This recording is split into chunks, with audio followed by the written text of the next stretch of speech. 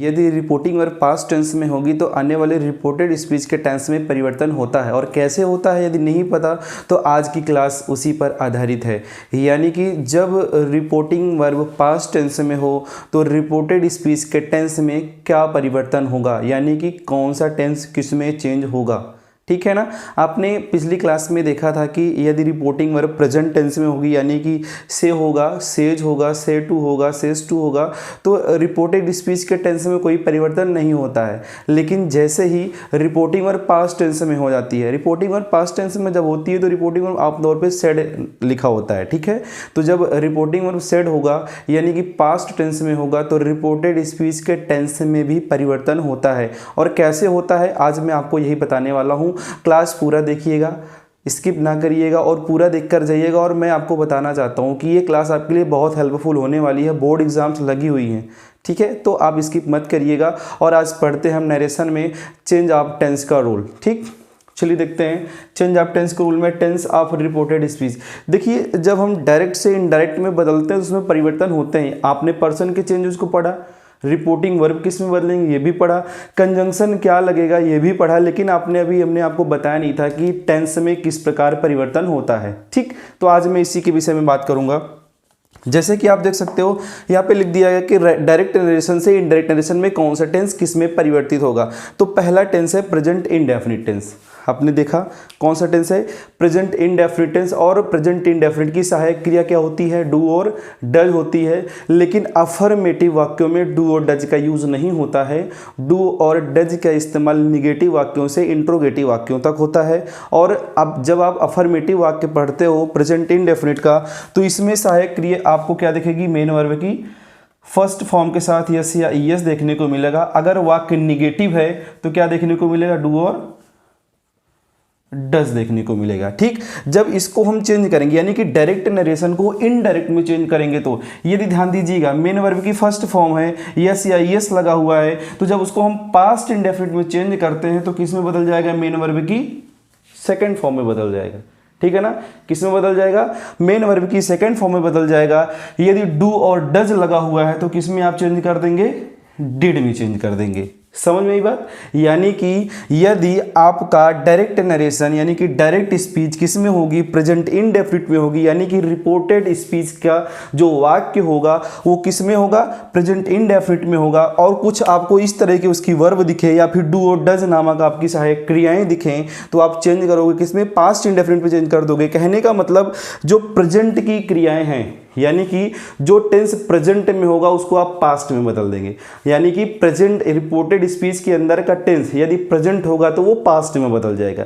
यानी present indefinite है तो पास्ट इंडेफिनिट, ठीक, प्रेजेंट कंटीन्यूअस है तो पास्ट कंटीन्यूअस, प्रेजेंट परफेक्ट है तो पास्ट परफेक्ट, और प्रेजेंट परफेक्ट कंटीन्यूअस है तो पास्ट परफेक्ट कंटीन्यूअस। तो ये बहुत ज़्यादा आपको दिक्कत नहीं पैदा करेगा, आसानी से याद भी हो जाएगा। बस इतना जान लेना है कि यदि प्रेजेंट वाला है तो पास्ट में जाएगा और यही देखना है कौन सा टेंस है वो, और पास्ट वाले पास्ट में ही रहते हैं, आपको हम आगे बताएंगे। ठीक, तो देखते हैं, आपने ये देख लिया। अगर हम पढ़ते हैं प्रेजेंट कंटीन्यूअस, आपको इसकी सहायक क्रिया पता होगी। प्रेजेंट कंटीन्यूअस की सहायक क्रिया क्या होती है, इज, एम और आर होती है। ठीक है ना, क्या होती है, प्रेजेंट कंटीन्यूअस की सहायक क्रिया इज, एम, आर होती है। जब आपको डायरेक्ट नरेशन के अंदर आपको helping verb is, am, are दिखे तो उसको किस में बदल दोगे आप, पास्ट कंटीन्यूअस में। और आपको पता होना चाहिए कि पास्ट कंटीन्यूअस की सहायक क्रिया क्या होती है, वाज और वर होती है। ध्यान देना, इनके बाद जो फॉर्म आती हैं वर्ब की आईएनजी फॉर्म यूज होता है। ठीक है ना, ये दोनों में भी मेन वर्ब की फर्स्ट फॉर्म के साथ क्या लगेगा, आईएनजी लगेगा, यानी कि कंटीन्यूअस हो जाएगा। ठीक, वैसे ही प्रेजेंट परफेक्ट आप देखते हो, जब कोई काम परफेक्ट तरीके से समाप्त होता है तो प्रेजेंट परफेक्ट होता है, और प्रेजेंट परफेक्ट को आप बदल दोगे किसमें, पास्ट परफेक्ट में बदल दोगे। तो प्रेजेंट परफेक्ट की सहायक क्रिया क्या होती है, हैज और हैव होती है। अब इसके बाद कौन सी वर्ब आती है, मेन वर्ब की थर्ड फॉर्म आती है। ठीक, कौन सी फॉर्म आती है, मेन वर्ब की थर्ड फॉर्म होती है। और प्रेजेंट परफेक्ट जब आप बदलोगे इनडायरेक्ट नरेशन में यानी कि इनडायरेक्ट स्पीच में बदलोगे तो किस में चेंज होगा, पास्ट परफेक्ट में चेंज होगा। और जब पास्ट परफेक्ट में चेंज होगा तो हैज और हैव किस में बदल जाएगा, हेड में बदल जाएगा। किस में बदल जाएगा, हेड में बदल जाएगा। और वर्ब कौन सी लगेगी, मेन वर्ब की थर्ड फॉर्म का ही यूज होगा। ठीक है ना, समझ में आया? किस में बदलेगा? यानी कि यदि प्रेजेंट परफेक्ट है, क्या है? प्रेजेंट परफेक्ट है तो चेंज होगा पास्ट परफेक्ट में, और प्रेजेंट परफेक्ट की सहायक क्रिया हैज और हैव होती है, और उसमें जो मुख्य क्रिया यानी कि मेन वर्ब का यूज होता है, कौन सी फॉर्म का यूज होता है? थर्ड फॉर्म का यूज होता है। और जब इसको हम बदलेंगे तो पास्ट परफेक्ट में बदलेंगे, और पास्ट परफेक्ट की सहायक क्रिया हैड होती है, और हैड के बाद जो उसकी मेन वर्ब यानी कि मुख्य क्रिया का इस्तेमाल होगा वो मेन वर्ब की थर्ड फॉर्म का ही यूज होगा। ठीक है, वैसे ही हम आगे देखते हैं past indefinite present perfect continuous. ठीक है ना, प्रेजेंट परफेक्ट कंटीन्यूअस का यूज जब हम करते हैं तब इसको हम इनडायरेक्ट नरेशन में जब बदलेंगे तो ये बस क्या करना है, आपको समय बदल देना है। ठीक है ना, समय बदल देना है, क्रियाएं वैसे ही चलेंगी, जो काम चल रहा है वैसे ही चल रहा है, बस आपको क्या करना है, हेल्पिंग वर्ब चेंज कर देना है। ठीक है ना, इसमें तो प्रेजेंट परफेक्ट को चेंज करते हैं किसमें? पास्ट परफेक्ट कंटीन्यूअस में। अब देखना प्रेजेंट परफेक्ट कंटीन्यूअस की सहायक क्रिया क्या होती है? हैज और हैव बीन। ठीक है ना, क्या होती है? प्रेजेंट परफेक्ट कंटीन्यूअस की सहायक क्रिया क्या होती है? Has have been. ठीक है ना, यानी कि हैज बीन और हैव बीन। अब जब इसको हम इनडायरेक्ट स्पीच में चेंज करेंगे तो पास्ट परफेक्ट कंटीन्यूअस में चेंज करेंगे। अब इसकी सहायक क्रिया क्या होती है? हैड बीन होती है। ठीक है ना, क्या होती है? हैड बीन होती है। और दोनों ही टेंसेस के साथ, मतलब इसके साथ जब आपको मुख्य क्रिया दिखेगी तो वो भी आईएनजी फॉर्म में आएगी, और इसके साथ भी जो दिखेगी अगर मुख्य क्रिया तो किस में आएगी? आईएनजी फॉर्म में आएगी। ठीक है ना, समझ में आया? चलिए आगे देखते हैं। ये है पास्ट इंडेफिनिट। क्या है? पास्ट इंडेफिनिट है। और पास्ट इंडेफिनिट आपने देख लिया कि किस में बदलता है? मेन वर्ब की सेकंड फॉर्म या डिड। यानी कि पास्ट इंडेफिनिट की जो सहायक क्रिया होती है वो क्या होती है? डिड होती है। वो निगेटिव वाक्यों से लेकर के इंट्रोगेटिव वाक्यों में यूज होता है, लेकिन जब वाक्य अफर्मेटिव होगा, किसका? पास्ट इंडेफिनिट का। जब वाक्य पास्ट इंडेफिनिट का अफर्मेटिव होगा तो उसमें मेन वर्ब की सेकेंड फॉर्म का यूज होता है। जब इसको हम चेंज करें, ध्यान देना, मैंने आपको बताया था पहले कि जो प्रेजेंट वाले हैं वो पास्ट में चेंज हो जाएंगे। किसमें? पास्ट में चेंज हो जाएंगे। लेकिन जो पास्ट वाला है वो पास्ट में ही रहेगा, लेकिन चेंजेज होगा उसमें, ऐसा नहीं कि चेंज नहीं होगा, चेंज होगा। वो कैसा चेंज होगा हम आपको बताते हैं। देखिए क्या है? Past indefinite. पास्ट इंडेफिनिट की हेल्पिंग वर्ब क्या होती है? डिड होती है, या फिर मेन वर्ब की सेकंड फॉर्म का यूज आपको देखने को मिलेगा। और जब इसको आप चेंज करोगे, किस में चेंज करोगे? डायरेक्ट से जब इनडायरेक्ट में चेंज करोगे, चेंज हो जाएगा ये पास्ट परफेक्ट में। यानी कि पास्ट इंडेफिनिट चेंज हो जाएगा किस में? पास्ट परफेक्ट में। जब पास्ट परफेक्ट में चेंज होगा तो पास्ट परफेक्ट की सहायक क्रिया क्या होती है? हैड होती है। ठीक है ना, अब इसमें देखने वाली बात यह है, अगर चाहे डिड लगा होगा तब भी हैड का यूज करेंगे, मेन वर्ब की सेकंड फॉर्म होगी तब भी डिड का हैड का यूज करेंगे, और मेन वर्ब की थर्ड फॉर्म का यूज इसमें हो जाएगा। एक बार फिर से बताते हैं, यदि डिड का यूज होगा तब भी हैड लगेगा, अगर मेन वर्ब की सेकंड फॉर्म दिखेगी तब भी आप किसका यूज करोगे? हैड का इस्तेमाल करोगे। इस वर्ब को आप बदल दोगे, मेन वर्ब की थर्ड फॉर्म में बदल दोगे। ठीक, अब आगे देखते हैं पास्ट कंटिन्यूअस। अब पास्ट कंटिन्यूअस की सहायक क्रिया आपको पता, पहले आपने ऊपर भी देख लिया क्या होता है इसका सहायक क्रिया? वाज और वर। ठीक है ना, क्या होती है? वाज और वर होती है। अब जब इसको हम चेंज करेंगे इनडायरेक्ट नरेशन में, यानी कि पास्ट कंटिन्यूअस टेंस को जब हम चेंज करेंगे तो किस में बदलेगा? पास्ट परफेक्ट कंटिन्यूअस में चेंज होगा। किस में चेंज होगा? पास्ट परफेक्ट कंटिन्यूअस में चेंज होगा। और पास्ट कंटिन्यूअस की सहायक क्रिया क्या होती है? वाज और वर होती है। जब इसको बदलेंगे तो पास्ट परफेक्ट कंटिन्यूअस में बदलेंगे, और इसकी सहायक क्रिया क्या होती है? आपको लिखना पड़ेगा हैड बीन लिखेंगे। ठीक है ना, क्या लिखेंगे?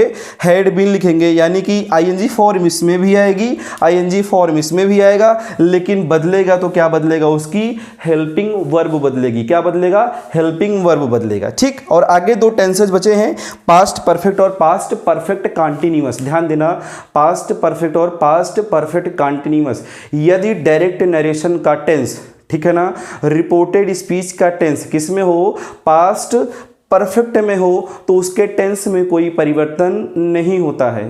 फिर से सुनिए, यदि पास्ट परफेक्ट में डायरेक्ट नरेशन यानी कि रिपोर्टेड स्पीच के अंदर का टेंस किसमें का हो?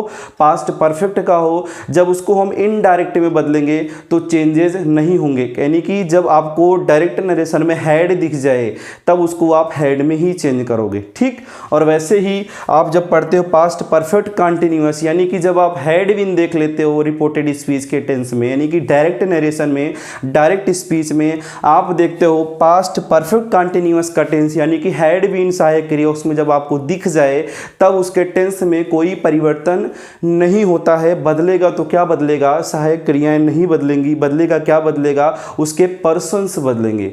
जो I we you they he she it वगैरह आपको दिख जाएं उनमें आप चेंजेस करोगे, अदरवाइज आप उसके टेंस में कोई परिवर्तन नहीं करोगे। ठीक है ना।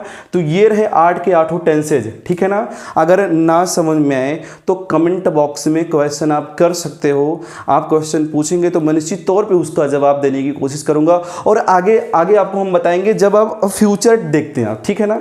कई बार आप देखते हैं कि फ्यूचर टेंस की सेंटेंसेज आते हैं तो उसमें परिवर्तन कैसे होगा, तो आगे मैं आपको बताऊंगा कि फ्यूचर टेंस जब रिपोर्टेड स्पीच फ्यूचर टेंस में बदलना हो तो कैसे बदलेंगे। ठीक है।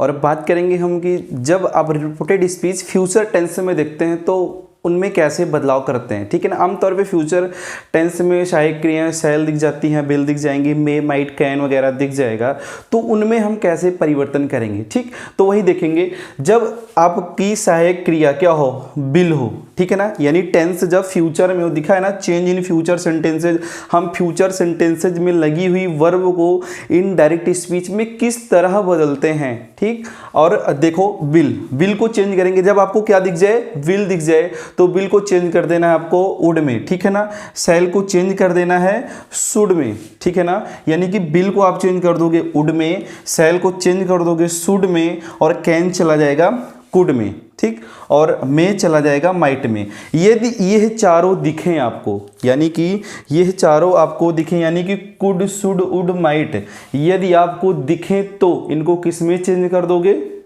नहीं करोगे। ठीक है ना, नहीं चेंज होगा।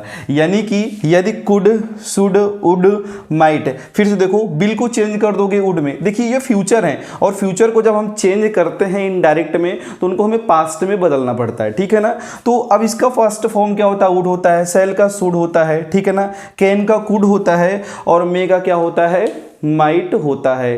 ठीक, अब जब इसको हमने चेंज कर लिया, विल को वुड में बदल दिया, शैल को शुड में, यानी कि जब आपको इनडायरेक्ट नरेशन में बदलना होगा इनको, विल को चेंज कर दोगे वुड में, शैल को चेंज कर दोगे शुड में, और कैन को बदलोगे कुड में, और में बदलेगा माइट में। लेकिन जब आपको यह चारों में से कोई एक भी दिख जाता है, यानी कि कुड शुड वुड माइट, यदि आपको डायरेक्ट नरेशन के टेंस में यानी कि रिपोर्टेड स्पीच के अंदर अगर यह आपको हेल्पिंग वर्ब्स देखने को मिलती हैं तो इनमें कोई परिवर्तन नहीं करोगे, इनमें किसी भी तरह का परिवर्तन नहीं करोगे। ठीक, आज की क्लास बस इतना ही। अगर नहीं समझ में आया होगा तो मुझे कमेंट बॉक्स में बताइएगा, और मेरी पूरी कोशिश रहती है कि मैं आपको कमेंट बॉक्स में जा करके जो भी क्वेश्चन आप पूछे हैं या जो नई चीज़ें आप पढ़ना चाहते हैं आप हमसे वहाँ से कह सकते हो, और मैं पूरी कोशिश करूँगा आपको पढ़ाने की।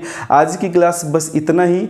ऐसे ही प्यार सपोर्ट बना कर रखिए, और हाँ, अगर आप नए हो तो सब्सक्राइब ज़रूर कर दीजिएगा।